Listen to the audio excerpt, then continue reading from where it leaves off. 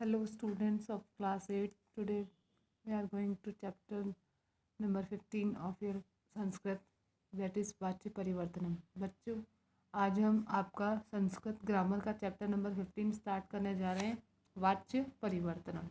कि कैसे वाच्य क्या होता है, वाच्य के क्या भेद होते हैं और कैसे वाच्य को परिवर्तन किया जाता है। वाक्यों के जो कहने का ढंग होता है उसको वाच्य कहा जाता है। किसको कहा जाता है?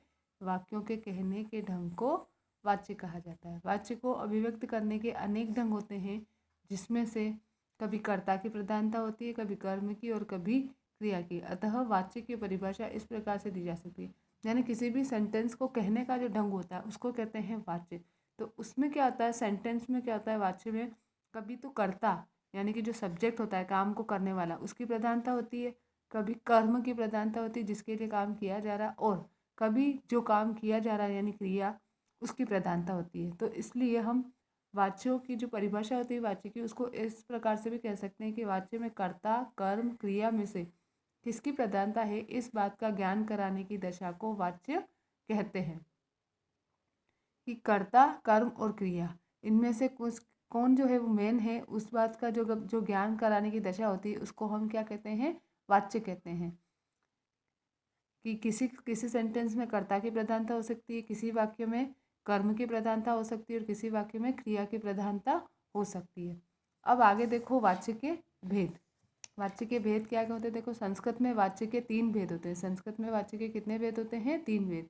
कर्तवाच्य, कर्मवाच्य और भाववाच्य। कर्तवाच्य में कर्ता की प्रधानता होगी, कर्मवाच्य में कर्म की प्रधानता होगी और भाववाच्य में क्या होगा कि क्रिया तत्व की प्रधानता होगी। भाव तत्व यानी कि क्रिया तत्व की प्रधानता होगी। अब यहाँ पर देखो आप, कर्तवाच्य, इसमें कर्ता की प्रधानता होने के कारण क्रिया का संबंध कर्ता के साथ होता है। ठीक है, इसमें क्रिया जो है, जैसे कर्ता के जो पुरुष और वचन होंगे उसी के समान क्रिया भी चलेगी। ठीक है, इसमें कर्ता प्रथमा विभक्ति में और कर्म द्वितीया में आता है। जो कर्तवाच्य होता है इसमें कर्ता प्रथमा विभक्ति में और कर्म द्वितीय विभक्ति में आता है, तथा क्रिया जो होती है वो कर्ता के अनुसार चलती है, यानी कर्ता का जो वचन होगा, जो पुरुष होगा, उसी के अनुसार क्रिया का वचन और पुरुष चलेगा। अच्छा, वाच्य जो होते हैं दोनों ही क्रियाओं में हो सकते हैं, सकर्मक में भी हो सकते हैं और अकर्मक में भी हो सकते हैं। जैसे कि रविंद्र पाठम पठति, मनुष्य कथाम शृण्वन्ति। रविंद्र क्या है? एक वचन है, तो क्रिया कौन सी लगी? एक वचन वाली। मनुष्य क्या है? बहुवचन है, तो क्रिया कौन सी लगी? बहुवचन वाली। ठीक है, अहम पाठम स्मरामि। अब अहम क्या है? उत्तम पुरुष एक वचन, तो ये भी क्या लगा? उत्तम पुरुष एक वचन। ठीक है, ये जो उदाहरण है इसमें देखो, मैंने आपको बता दिया कि रविंद्र प्रथम पुरुष एक वचन, मनुष्य प्रथम पुरुष बहुवचन है, अहम उत्तम पुरुष एक वचन है।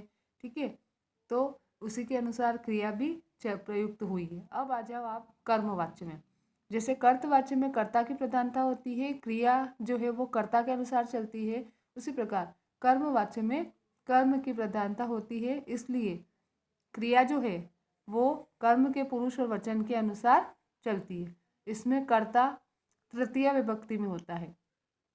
कर्तवाच्य में कर्ता प्रथमा विभक्ति में होता है और कर्म द्वितीय विभक्ति में होता है। कर्मवाच्य में कर्म प्रथमा विभक्ति में होता है और कर्ता तृतीय विभक्ति में होती है।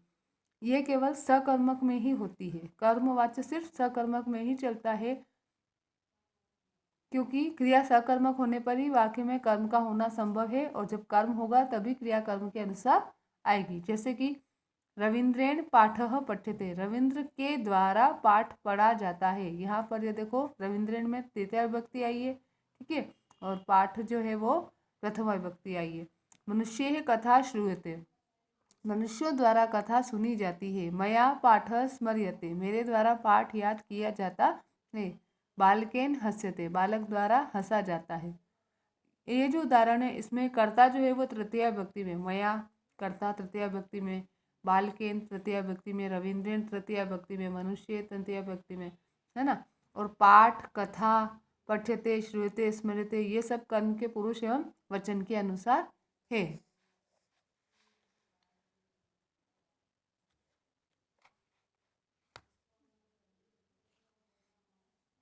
फिर अच्छा आता है आपके भाववाच्य। इसमें मात्र भाव अर्थात क्रिया तत्व की प्रधानता रहती है। किसकी प्रधानता रहती है? क्रिया तत्व की। इसमें क्रिया का संबंध कर्ता या कर्म से न होकर केवल भाव से ही होता है। क्रिया का संबंध ना कर्ता से होता है ना कर्म से होता है, जबकि किससे होता है? जो भाव है उससे होता है। इसमें कर्ता तृतीया में होता है तो कर्म होता ही नहीं, और क्रिया भाव के अनुसार प्रथम पुरुष नपुंसकलिंग एक वचन में होती है। जैसे कर्मवाच्य सकर्मक में ही होता है, ऐसे ये भाववाच्य जो है वो अकर्मक क्रियाओं में ही होता है। जैसे मया हस्यते, मेरे द्वारा हंसा जाता है। बालकेन रुद्यते, बालक द्वारा रोया जाता है आदि। अतः कर्मवाच्य का परिवर्तन यथा आवश्यक कर्मवाच्य और भाववाच्य दोनों में हो सकता है। यानी कर्तवाच्य को आप भाववाच्य में भी बदल सकते हो और कर्मवाच्य में भी बदल सकते हो, लेकिन जो कर्मवाच्य होता है और जो भाववाच्य होता है उनका जो परिवर्तन केवल कर्तवाच्य में ही संभव होता है। यानी कर्मवाच्य से आप उसको भाववाच्य में बदलो ये भी नहीं हो सकता, और भाववाच्य से आप उसको कर्मवाच्य में बदलो ये भी नहीं हो सकता। इन दोनों का परिवर्तन केवल कर्तवाच्य में ही संभव है। अब देखो वाच्य परिवर्तन की विधि कि कैसे वाच्य परिवर्तन करते हैं। कर्तवाच्य से कर्मवाच्य में परिवर्तन करने के लिए वाक्य में कर्ता का तृतीया विभक्ति में तथा कर्म को प्रथमा विभक्ति में परिवर्तन करके कर्म के पुरुष एवं वचन के अनुसार कर्मवाच्य की क्रिया लगाते हैं।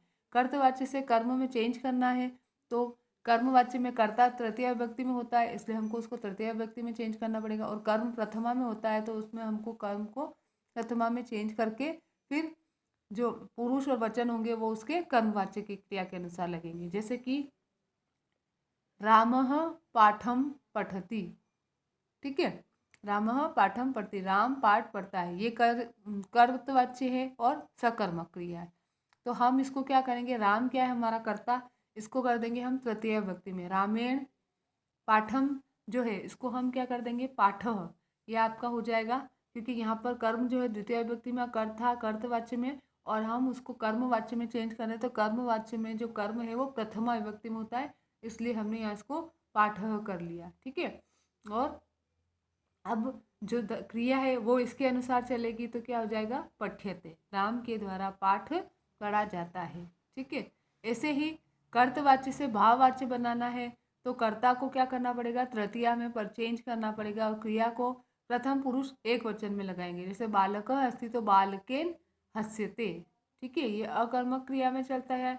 भाववाच्य में चेंज करते हैं तो वयम हसामः, इसमें अकर्मक क्रिया है तो वयम का अस्माभिः हस्यते, ठीक है। कर्मवाच्य और भाववाच्य की जो क्रिया है वो हम यहाँ पर देखेंगे। तो इसमें सभी प्रकार की क्रियाओं का प्रयोग किया जाता है। कर्मवाच्य और भाववाच्य में सभी प्रकार की क्रियाओं का प्रयोग किया जाता है, परंतु धातु चाहे परस्मैपदी हो या आत्मनेपदी, दोनों का प्रयोग आत्मनेपद में ही होता है। कर्म और भाववाच्य की क्रिया बनाते इस प्रकार से बनाते हैं, जैसे कि मूल धातु के बाद क्या लगाया जाता है? यह, जैसे कि पाठ्य, लिख्य, गम्य, सेव्य, लभ्य, है ना। मूल धातु के बाद क्या लगा देते हैं? यह लगा देते हैं कर्म और भाववाच्य की क्रिया बनाने के लिए। फिर इन दोनों प्रकार की धातुओं के रूप आत्मनेपद में ही चलाए जाते हैं, जैसे पठ्यते, पठयेते, पठयन्ते, है ना। फिर सेव का सेव्यते, सेव्यते, सेव्यन्ते, इस टाइप से।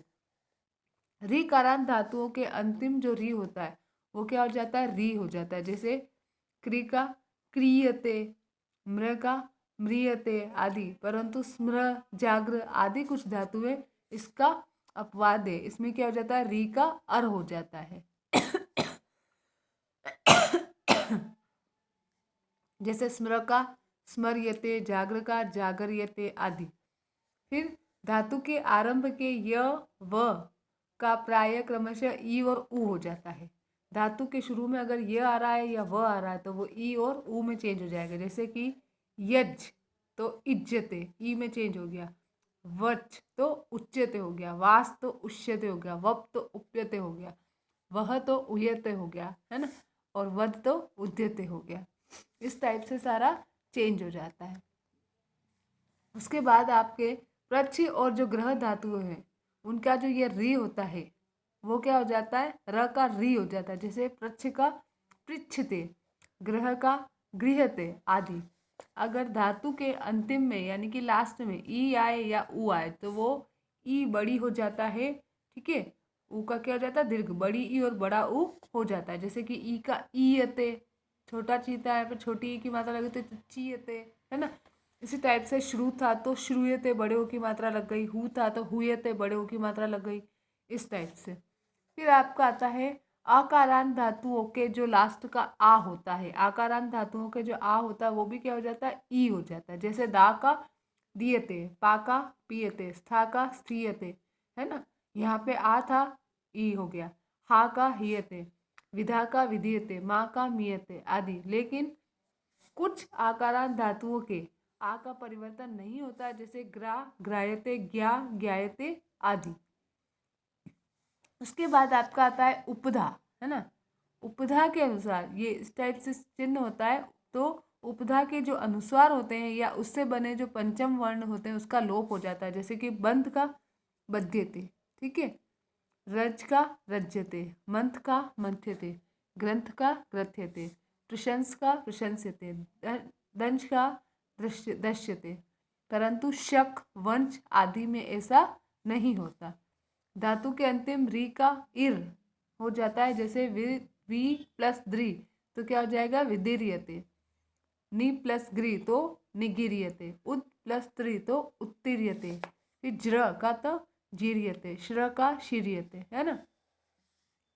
फिर आपका आता है दीर्घ ई और ऊ से अंत होने वाली या सामान्य हलंत धातुओं से सीधा यह जोड़कर उसके आत्मनेपद में रूप चलाए। जैसे जैसे नी का नियते, भू का भूयते, क्रीड का क्रीडते, पच का पच्यते आदि।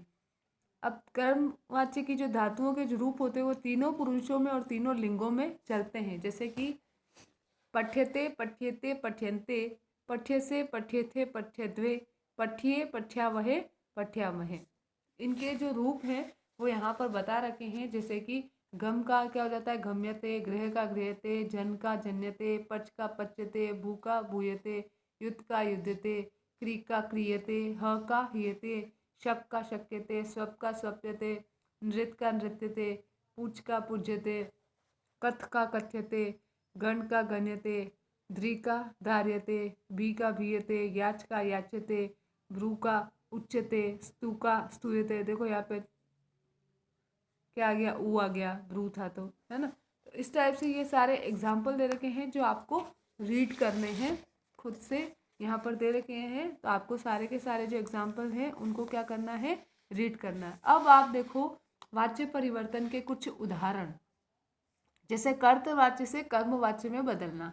जब कर्तवाच्य से कर्मवाच्य में चेंज करते हैं तो कर्ता को तृतीया विभक्ति में और कर्म को प्रथमा विभक्ति में परिवर्तित करके फिर हम क्रिया को कर्म के अनुसार बनाते हैं। जैसे कि त्वम ग्रंथम पठसी, तुम ग्रंथ पढ़ते हो। अब त्वम का क्या हो जाएगा, त्वया, तृतीया विभक्ति में चेंज हो गया, ठीक है। ग्रंथम का क्या हो जाएगा, ग्रंथ, प्रथमा विभक्ति हो जाएगा। और पठसी का पठ्यते, तुम्हारे द्वारा ग्रंथ पढ़ा जाता है। द्वारा जहाँ आ रहा है वो कर्मवाच्य है हिंदी में अगर आप देखोगे तो।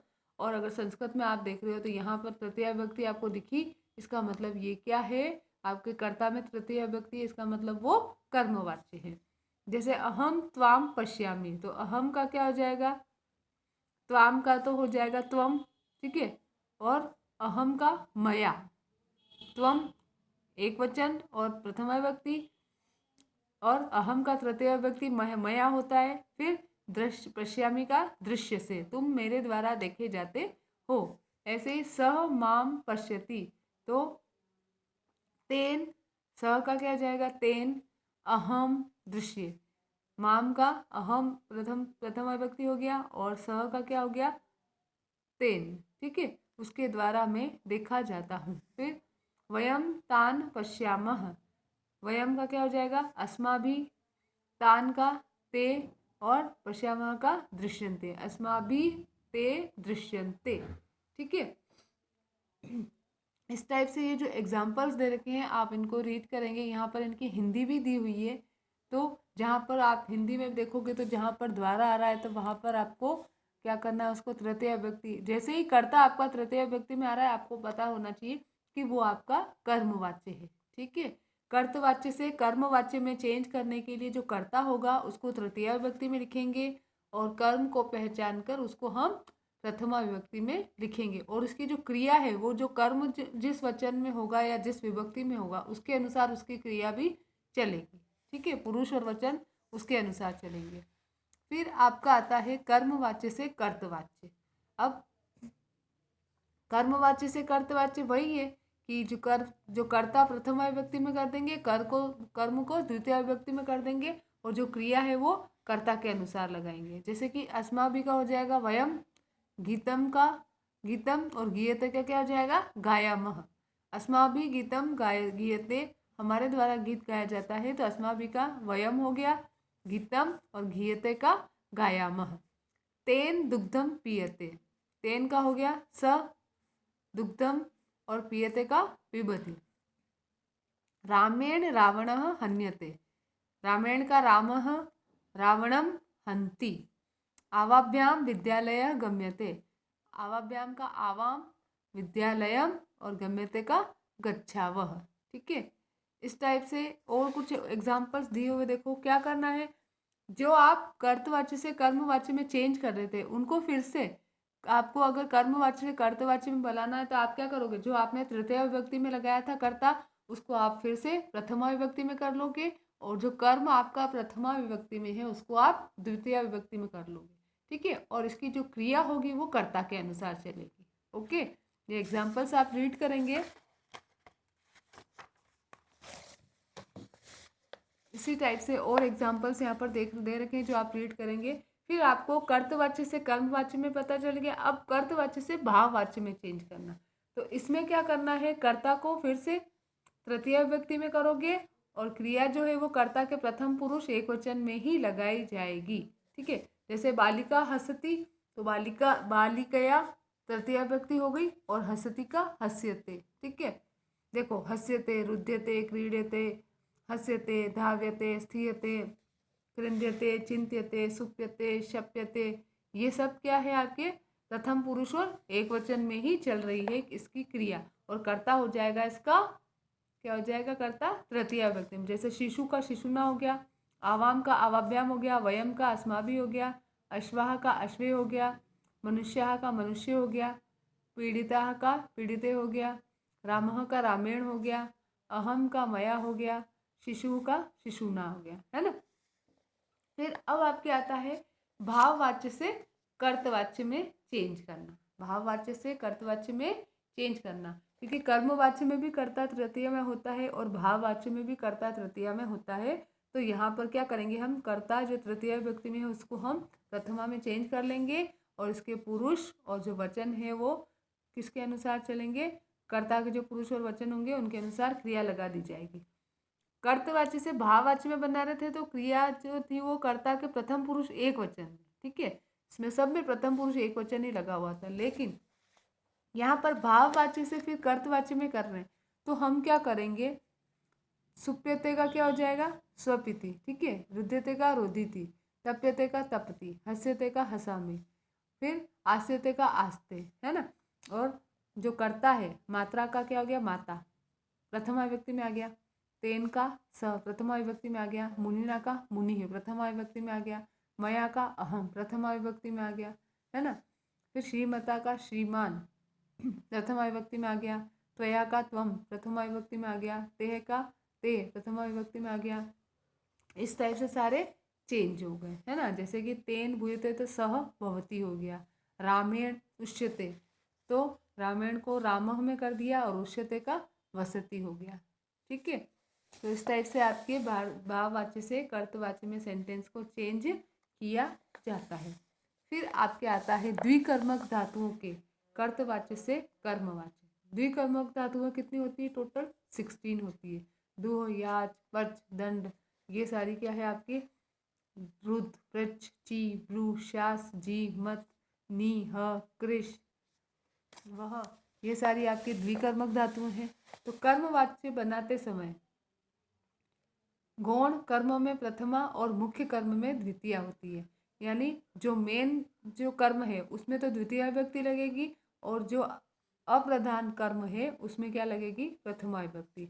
और कर्ता जो है वो तृतीया में ही होता है, और जो उसकी जो क्रिया होती है वो गौण कर्म के अनुसार चलती है। किसके अनुसार चलती है? गौण कर्म के अनुसार। जैसे कि गोपः गाम दुग्धम दोग्धि, गोपः गाम दुग्धम दोग्धि, ग्वाला गाय से दूध दुहता है। अब यहाँ पर दो हो गए, है ना। तो हम इसको जब चेंज करेंगे, गोपह का क्या कर दिया, जो करता था उसको तृतीया में चेंज कर दिया, गोपेन, ठीक है। गाम को किस में चेंज कर दिया? गोह में। और दुग्धम और दुहते, गाय ग्वाला द्वारा गाय का दूध दुहा जाता है। फिर जैसे कि इसी टाइप से हरिह बलिम वसुधाम याचते, हरिह का क्या हो गया? हरिणा, बलिम का बलिह, वसुधाम का वसुधाम, याचते का याचते। हरि द्वारा बलि से पृथ्वी की याचना की जाती है, हरि बलि से पृथ्वी की याचना करते हैं। द्वारा आ गया, मतलब ये कर्मवाच्य। अगर आप इसकी हिंदी देखोगे तो द्वारा, इसमें द्वारा आएगा, है ना। माता तंडुलान ओदनम पचती, माँ चावल से भात पकाती है। तो तंडुलान का क्या हो गया? तंडुला, क्या कर दिया तंडुलान का? तंडुला। माता का तृतीया विभक्ति लग गई, मात्रा हो गया। ओदनम और पचती का क्या लिख दिया? पच्यते, ठीक है। अब इसी टाइप से आपके ये और द्विकर्मक धातुओं के एग्जाम्पल्स हैं, जैसे यहाँ पर आप देखिए, है ना। आपको क्या करना है, इनको अच्छे से रीड करना है, इनको समझ के करना है। जैसे ये कि अजापाल अजाम ग्रामम नयति, तो आप अजापाल को इन्होंने क्या किया? अजया पालेन में कर दिया।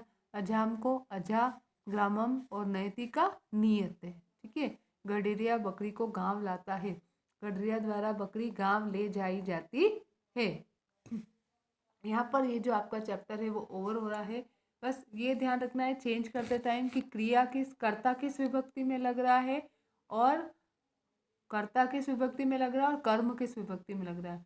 कर्ता कर्तवाच्य में जो है वो सकर्मक अकर्मक दोनों में ही हो सकता है, जबकि कर्मवाच्य में सिर्फ सकर्मक क्रियाएं होती है, भाववाच्य में सिर्फ अकर्मक क्रियाएं होती है ना।